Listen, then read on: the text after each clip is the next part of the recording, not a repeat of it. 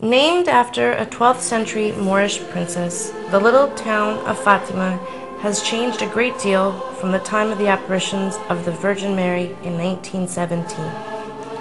At that time, Fatima was nothing more than a large barren field. Today it is one of the greatest Marian shrines in the world, visited by millions of pilgrims every year. The Basilica of Our Lady of the Rosary dominates the sanctuary square, but the true heart of the square is the Chapel of Apparitions, known as the Capellina. This three-sided open-air chapel, which was built in 1982 for Pope John Paul II's pilgrimage to Fatima. In its center, the original chapel was built in 1919 by the local people to honor Our Lady's request for a church.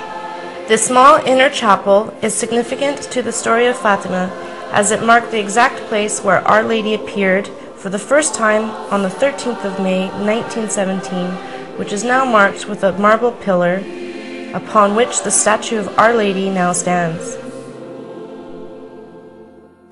During the year leading up to the first apparition of Our Lady, an angel visited the children.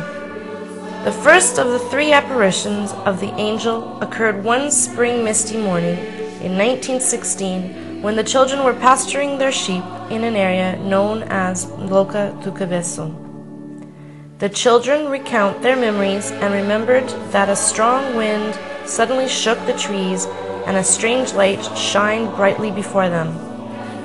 A transparent figure in the form of a young boy, who Lucia said to be of about 14 or 15 years of age, emerged and began saying to them, "Do not be afraid, I am the angel of peace, pray with me."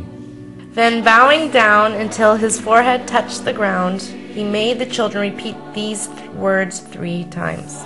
My God, I believe, I adore, I hope and I love you.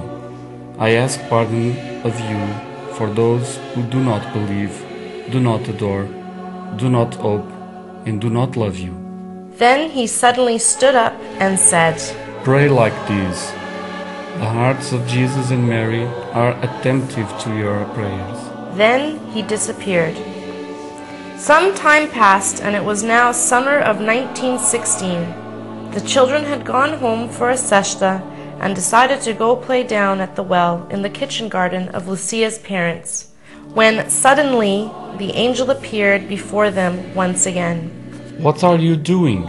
He asked. Pray, pray very much. The most holy hearts of Jesus and Mary have designs of mercy on you. Offer prayers and sacrifices constantly to the Most High. The children then asked, How are we to make sacrifices? Make of everything you can a sacrifice for the conversion of sinners. He also told them that he was the guardian angel of Portugal. The third and last of the apparitions of the angel occurred in the autumn of 1916. The children were up on the same slope where the angel appeared to them the first time. The angel was holding in his hand a chalice, and above it was a host from which drops of blood were falling into the chalice. Leaving the chalice and the host suspended in mid-air, he prostrated himself on the ground and repeated 3 times this prayer. Most Holy Trinity, Father, Son, and Holy Spirit, I adore you profoundly, and I offer you the body, blood, soul, and divinity of Jesus Christ, present in all the tabernacles of the world, in reparation of the outrages, sacrileges, and the indifferences with which he himself is offended. And through the infinite merit of his Sacred Heart and the Immaculate Heart of Mary, I beg of you for the conversion of poor sinners. Then rising, the angel took the chalice and the host in his hands, giving the host to Lucia and the contents of the chalice to Francisco and Jacinta, saying, Take and drink the body and blood of Jesus Christ, horribly outraged by ungrateful men. Make reparation for their crimes and console your God.